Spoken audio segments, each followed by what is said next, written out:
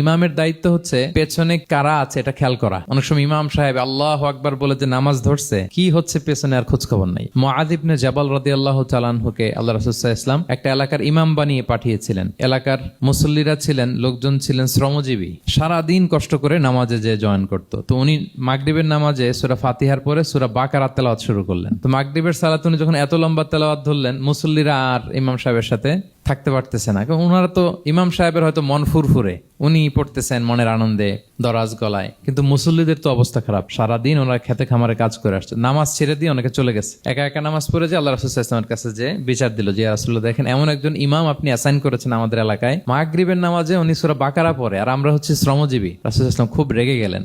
মুআয ইবনে জাবালকে ডেকে বললেন, তুমি কি সমাজে ফিতনা ছড়াচ্ছ? তুমি জানো না এরা কারা? তোমার কি সূরা ওয়াদ-দুহা ওয়াল-লাইলি ইযা সাজা মুখস্থ নাই? তোমার কি ওয়াশ-শামসি ওয়া-দুহাহা এটা মুখস্থ নাই? তোমার কি সাব্বিহিসমা রাব্বিকাল আ'লা এই সূরাগুলো তোমার জানা নাই? উনি বললেন জানা আছে। তো এগুলো রেখে দিয়ে মাগরিবের নামাজে কেন সূরা বাকারা ধরলা?